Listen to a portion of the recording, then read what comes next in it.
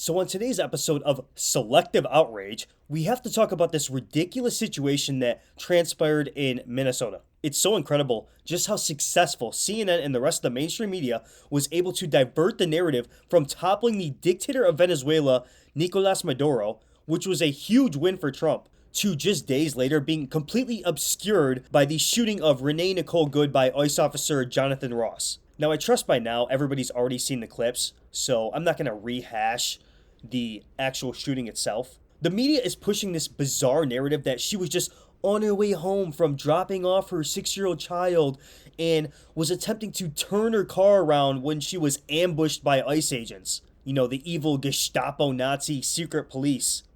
No, that did not happen. Renee Good and her lesbian carpet muncher partner, I'm not going to say wife, partner, had spent the entire day protesting and harassing ICE agents who were carrying out their law enforcement duties. She decided to block off the officers with her SUV so they couldn't pass on a small residential road. Now, I'm not guessing at this. This is not an opinion. We have the new footage. Here she is blocking traffic and dancing in her car like a jackass while her partner taunts the ICE agents. Play clip.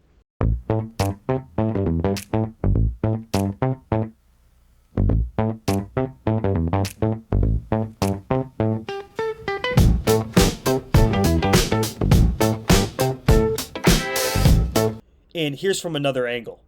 Get the fuck out of our neighborhood! Out car! No!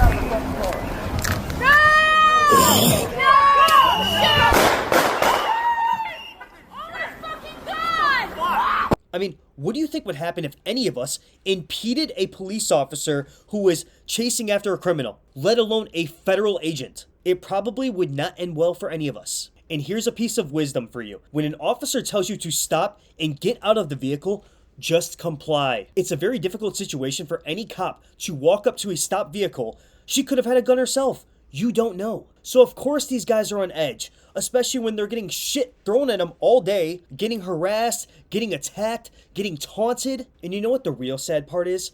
She was a victim, but not of police malpractice. She was a victim of the propaganda machine and dumb leaders of Minnesota like Tim Walz, Jacob Frey, and Ilhan Omar. I wonder if this rhetoric happened to contribute to the death of Renee Nicole Good. Play clip. This is what happens when your own federal government wages war against you. And I have a message for ICE. To ICE, get the fuck out of Minneapolis. We do not want you here.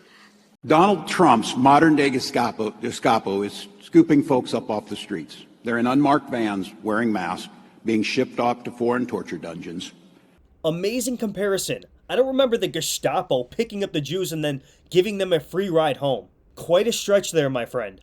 Anything to deflect from the real problem in Minneapolis, which is the Somali fraud. So naturally, like all left-wing protests, this has transcended into the idiots doxing ICE agents and angry mobs attacking the hotels in which these officers are sleeping. Here's the peaceful protesters smashing the windows of the Hilton. Play clip.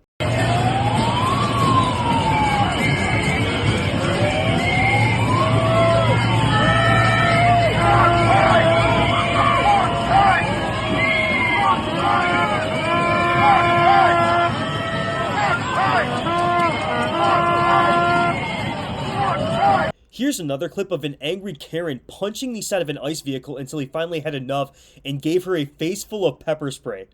Play clip. Get out of here! Go the fuck home! Get the fuck out of here! We hate you! Here's your camera. Fucking Get leave! the fuck out! Get the fuck out of here! Get the fuck Get out! the fuck out of here! Get the Fucking fuck out! leave! Get the fuck out!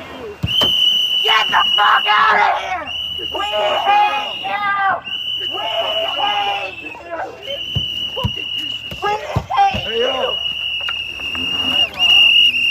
Nice try, asshole! He just pepper sprayed me! Wait, we need to rewind that for a second.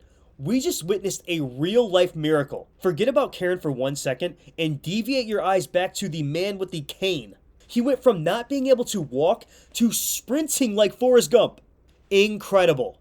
Let's just be honest. No amount of evidence is going to sway anyone's opinion. The man's innocent. I don't want to go into his past, and obviously he was hit by a car and all that stuff. The real problem in this country is, for one, indicting somebody just off of a stupid video that you've seen on Facebook, instead of waiting for the facts. And most importantly, selective outrage, which I talk about a lot. Let's just be honest here. If this woman was killed by an illegal immigrant, you wouldn't even know her name. The fact is, and I think both sides can be guilty of this, people only care when someone dies, when it's somebody that they agree with politically.